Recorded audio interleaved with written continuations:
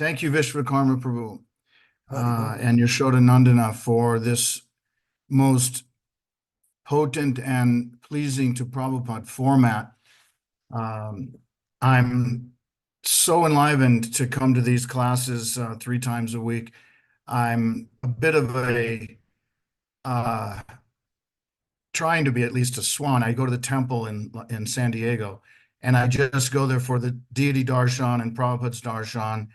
And I have so many very relatable stories to this discussion today. Darva Bhavana brings up a good point about how watering or gardening the Bhakti Lata Bij. In San Diego, they're giving this disciple class. Oh, And I've approached some of the Bhaktins and Bhaktas after they've graduated. And I said, so what are some of the conclusions? What did you learn?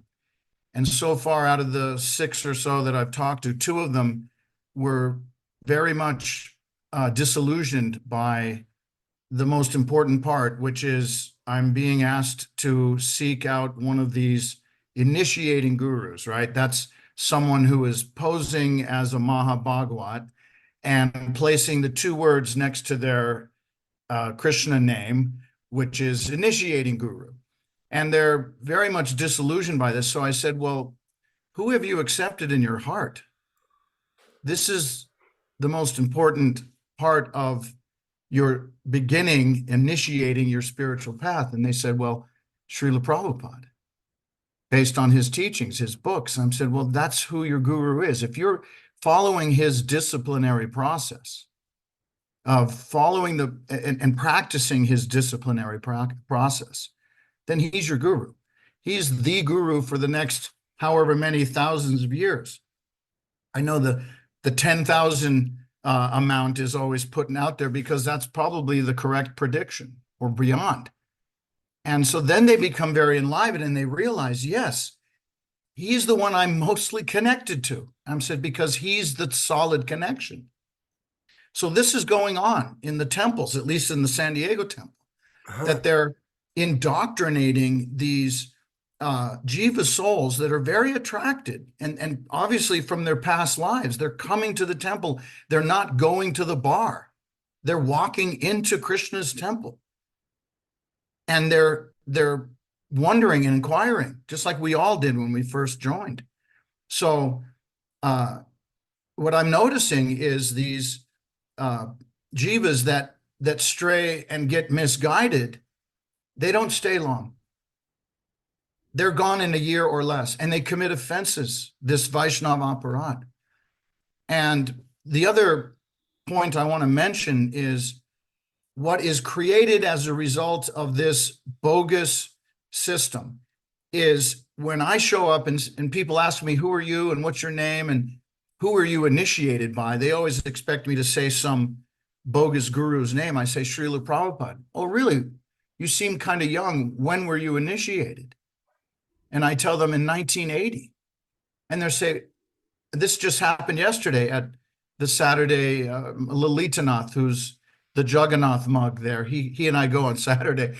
And this devotee said, how is that possible? He left his body in 1977. I said, no, the system that Prabhupada left us, which is an officiating representative, was still going on in the Los Angeles temple with 2 groups of aspiring bhaktas and bhaktins. And I was given initiation on behalf of Srila Prabhupada and was told that I'm a Prabhupada disciple because the representative temporarily was, you might say, against the system that mostly Tamal was pushing. Tamal Krishna, let's just say it straight out. I know that most of the time we don't like to say names, but I do. There's so much evidence that he was pushing for this, that he called for that devotee to Dallas and chastised him and had a pre-written letter. This is true history. I heard it directly from Ramesvara, told me exactly how it happened. He had a pre-written letter and all Ramesvara had to do was sign it. And the letter said, I resign my position and my discipleship from Prabhupada, excommunicated from ISKCON. And this was in 1981 because Tamal had heard that he was giving the proper initiation system. Wow. And of course, we know what happened afterwards. And this is in no way am I trying to defend Ramesvara. No way. He had his transgressions. We all know about them. They're unspeakable things that he did. But the point, though, is this was one of those original 11 was, you might say, bucking the new system. He was going against it and got railroaded out of the movement if he didn't follow this bogus system. So when I explained that this is what was originally set up by Srila Prabhupada, this devotee just, he's so clueless. He had no idea that that had actually happened. And of course, he has one of these poser gurus as his, and I asked him his name. I was being respectful. Yeah. But I was able to at least plant this seed in his heart, in his mind, that, you should question. You should ask.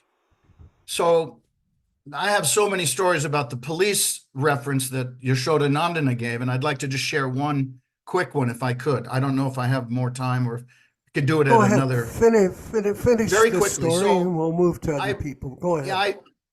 When I left the movement, it was after the Sulochan incident. It hit me really hard. And I've spoken in detail to Vishwakarma Prabhu about my involvement in that. I was a key witness.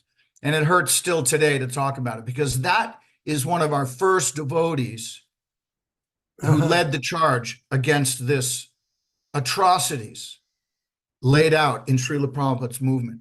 So he was dealt with in the worst possible way, shot point blank. But fast forward a few years, I'm a police officer in Ventura County. And just like Yashoda Nandana said, these criminals are so attached, right? That cord is just so firmly attached to doing more crime as soon as they get out. They're career criminals.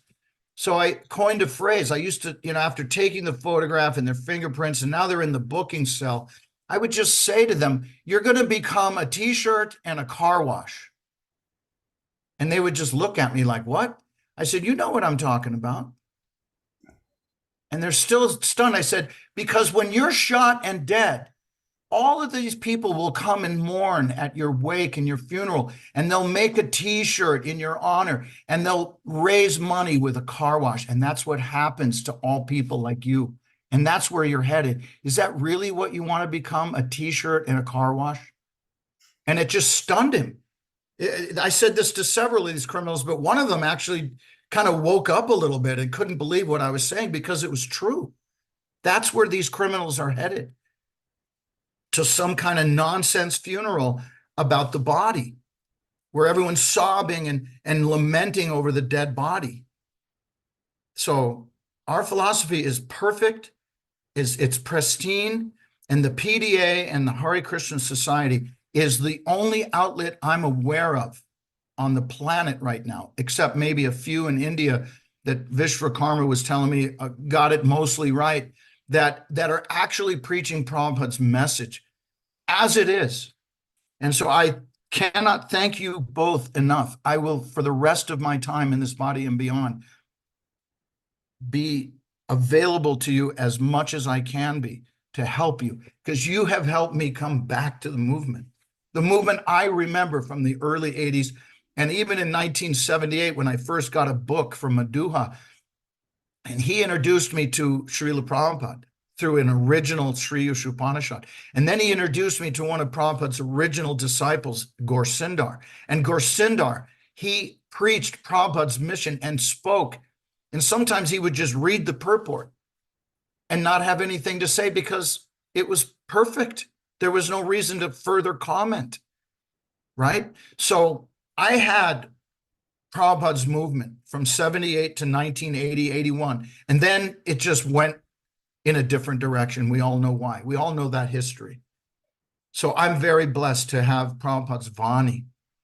And Lalitanath and Vishwakarma and Yashodhana had Prabhupada's Vapu and Vani. So what to speak of their position? we know their position is even more glorious, because to have the personal association of Prabhupada's Vapu is rare. But the Vani is what we emphasize, and PDA is Yes. emphasizing the Vani, because that's really how we get the connection, is by hearing. We know this. And like